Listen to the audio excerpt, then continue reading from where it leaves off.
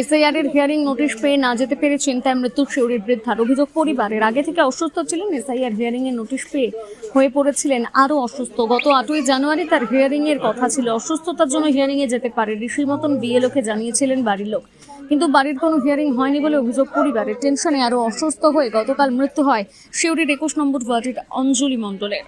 একটু অসুস্থ ছিলেন, তারপরে এসআইআর আপনার ফর্ম টর্মগুলো পাওয়ার পর উনি আরো অসুস্থ হয়ে গেলেন। টেনশনে না মানে এতে ছিল না, আগে ছিল। মা ওটাই বক্তব্য যে মানে 2002-এ তার আগে আমি ভোট দিচ্ছি, তো আমার নাম নাই, ওই টেনশনে আর কি।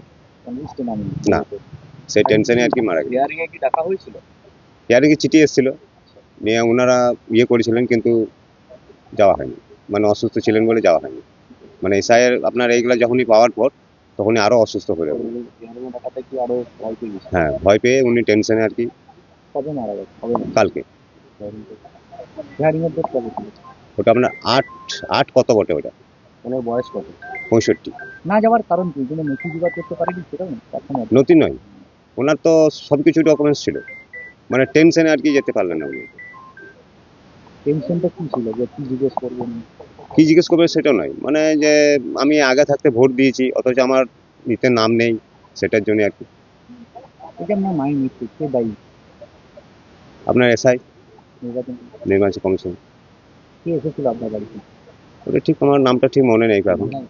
বিধায়ক? হ্যাঁ, বিধায়ক। বিধায়ক এমএলএ সাহেব এসেছিলেন। কি বললেন?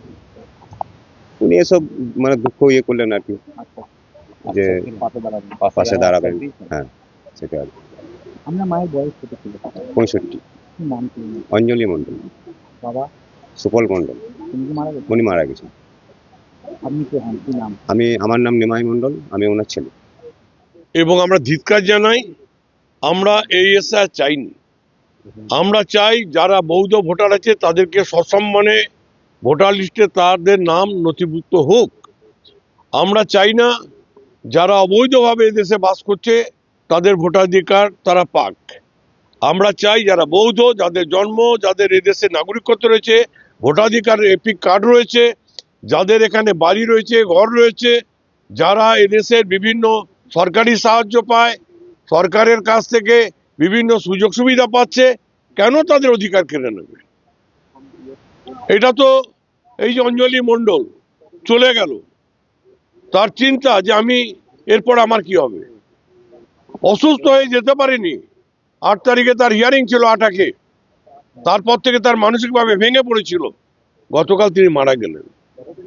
আজকে বাংলার মুখ্যমন্ত্রী মমতা ব্যানার্জি এর বিরুদ্ধে লড়াই করছেন, অভিষেক বন্দ্যোপাধ্যায় এর বিরুদ্ধে লড়াই করছেন।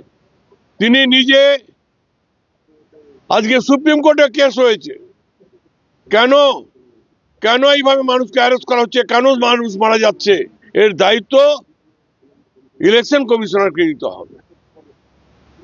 এই দায়বদ্ধতা আপনার রয়েছে।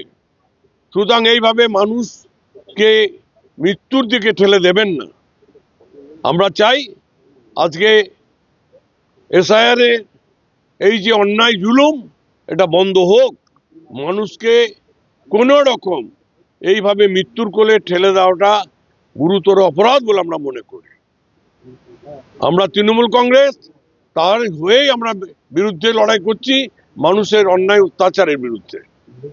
আমাদের খুব খারাপ লাগে এই যারা এইটাকে মদত দিচ্ছে, সেই সকল দল, তারা ইলেকশন কমিশনার তাদের অঙ্গুলে লড়ে কাজ করছে।